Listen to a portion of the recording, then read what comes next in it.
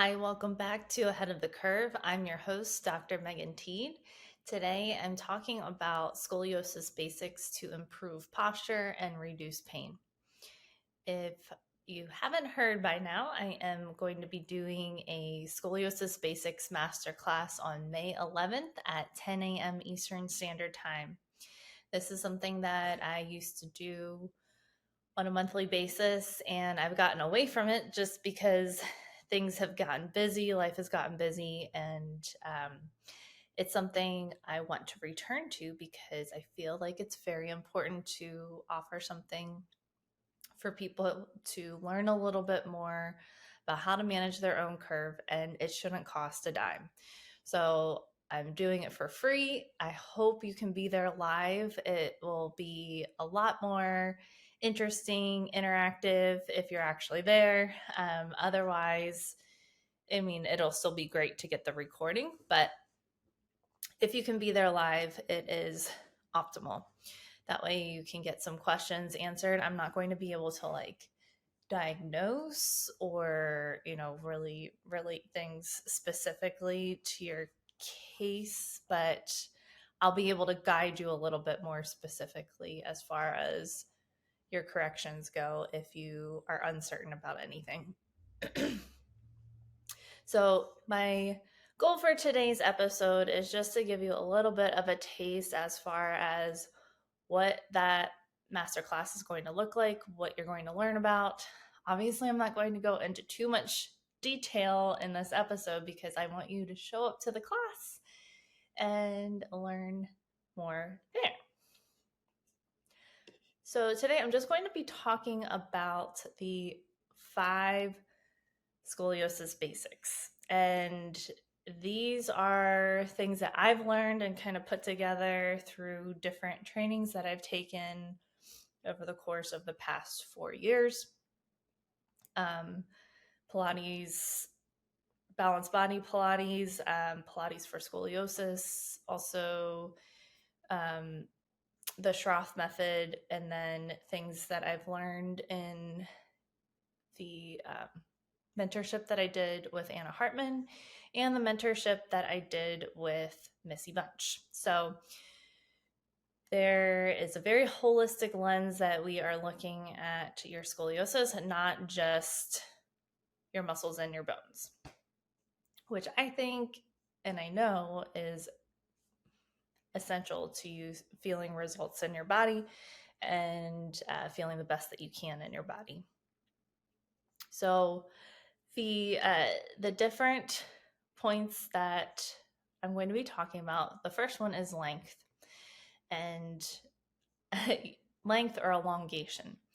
And you've heard me talk about this probably ad nauseum, holding onto a pull-up bar to lengthen the spine. And there's multiple reasons why this is super important. The one that's the most obvious is spinal decompression. And there's several things that you want to keep in mind based off of how you're choosing and selecting what form of elongation that you use. If you have a lot of pain, if you're a super bendy person, if you have a spondylolisthesis, you want to keep your feet on the ground. And if you want to err on the side of caution, if you're not certain, just choose to keep your feet on the ground. You'll still get a ton of benefit out of doing elongation by keeping your feet on the ground.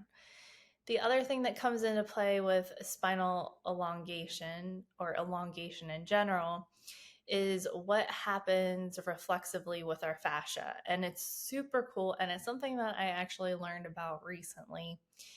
And it has to do with the structure of the fascia and what happens to the fascia when it's stretched. If you visualize a slinky and you stretch a slinky, you notice that it narrows as it lengthens, but our fascia actually widens as it lengthens and is stretched. And that's super cool because it provides more tensile force and strength to the structure of our body, which I will get into more deeply in the masterclass. So that's a super cool added benefit. And when you see visually what that looks like, I learned this through Anna Hartman. When you see microscopically what happens to your fascia at that level, it's a really neat thing to internalize in your body and understand why it's so helpful for your structure. The point number 2 and the second element of scoliosis basics is organization or stacking. And this is where we use weight shifting. So weight shifting in the feet, weight shifting in the hips when you're sitting, weight shifting in the feet when you're standing, to obtain your most stacked alignment. We want all of your body blocks to be as close to center as possible, in order to reduce the asymmetrical loading of the spine, the pain that can be a result of that asymmetrical loading. We also want to reduce that, obviously. So stacking organization is the second element that we'll be talking about. The third one is 360-degree breathing. And that doesn't just occur in the rib cage, where our lungs are. It also occurs in the lower portion of your trunk, where your abdomen and your low back are, because we want you're like this is kind of funny.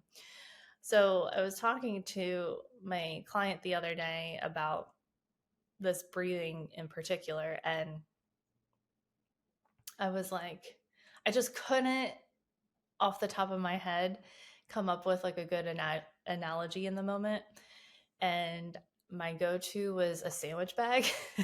And I was like, just imagine that you're putting air into a sandwich bag. And when there's no air in the sandwich bag, it's super flat and it's pretty much two-dimensional, maybe even one-dimensional.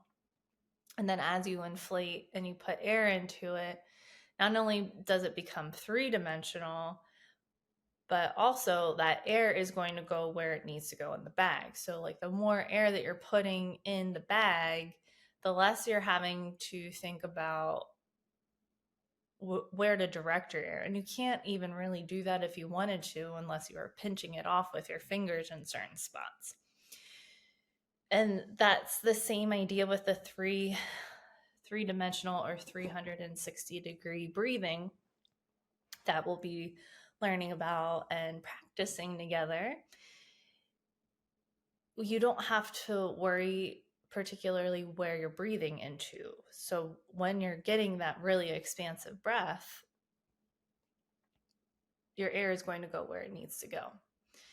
I've learned several different ways of doing Scoli breathing, and this has been by far the most effective and less overwhelming, the least overwhelming to people, because they're not having to remember, okay, I need to breathe here, but not there. And then you end up, if you're watching me on YouTube, I'm just like contorting my body so that I'm getting into this weird position, because it's very, very difficult to get your air to go into specific areas. Now, that's not to say that if you do have an understanding of where your hollow spaces are, that you can't visualize that and get a little bit of an added benefit out of it. So, I know for my own curve that the back of my left rib cage, the front of my right rib cage, they're kind of sunken in and pushed in. So I can visualize directing my breath towards those spots. I can even put my hands there, and that can be kind of helpful, but I'm not trying to contort my body to direct my breath into those spots. That's a little bit about breathing. And again, we're going to go into more detail as far as, breathe all of your breathing muscles and how they're part of your core. So the stronger you are with your breathing, the stronger your core is, part of your core. and the more support that you'll get reflexively for your spine. The next point I'm going to be talking about is spinal articulation, and this is a big missing link, I believe, in a lot of traditional, it's weird to say traditional because it's still new, but of the current forms of scoliosis specific exercise. I think that this is a big missing link because we're often taught to hold the spine in a neutral position and not flex, not rotate, extend, side bend, etc. So the reason that spinal articulation is super important to practice under controlled conditions is because our brain has these body maps held within the brain, and body maps are held lots of different places, but one area is within the brain, and the body map of that particular area. So let's still talk about the spine. So brain has a map of your spine, and the map gets clearer and clearer the more different directions that you move your spine, the more different levels. I'm not saying that that doesn't sound right. The more different, the higher variety of levels that you're moving, or the higher majority of levels that you're moving of your spine and directions you're moving your spine in, the clearer that map becomes in your brain. So when your map is more clear, your brain feels safe, your pain levels go down, and then also you have that awareness of those segments so that you're better able to bring yourself into that nice elongated position, that more neutral position, centered position, so that you are therefore breaking the asymmetrical loading of the spine and so on and so forth. Plus, it feels fantastic. And when you're doing it in a controlled way, you're able to be moving that spine freely. That doesn't mean that you are moving into like these extreme end range of motion. You want to think about the motion being distributed all throughout the spine, all throughout those 25 segments, not just from one segment. And that's what ends up happening when you're just willy-nilly going through spinal articulations and not having a lot of thought to that process. I'm excited for you guys to explore and play with spinal articulations in the masterclass with me. Get your feedback from that. Okay, so the final element of scoliosis basics is stabilization or strengthening. So once we have taken care of all the things that I've just talked about, now we want you to be able to move in a functional way and have the strength to hold yourself in that elongated position so that you have that internal integrity tensegrity of your fascia, so that when you do go to lift something heavy like mulch when you're landscaping or your granddaughter, you're not fearful of doing that. You're able to reflexively do those things without creating discomfort in your body. You can, or even just awkwardness in your body. You're like, oh yeah, I'm used to this. I've trained for this. I've trained for my life. I've trained to be able to do all these things freely and comfortably and not have to think twice about it. Okay, so that's the gist of it. We'll be exploring these movements. I'll be teaching you just a little bit about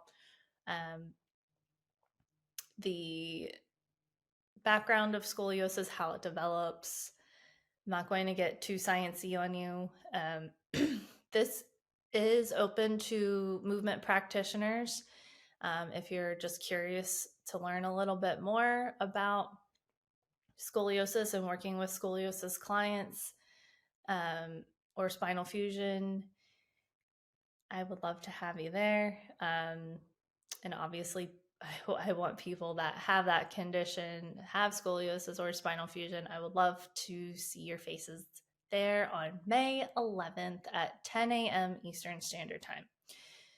It is free. Make sure you're on my newsletter email list so that you can get all the details. I apologize in advance. You're going to get several emails regarding this masterclass, but hopefully I will see you there. That's all I have for today. Until next time, stay well and stay ahead of the curve.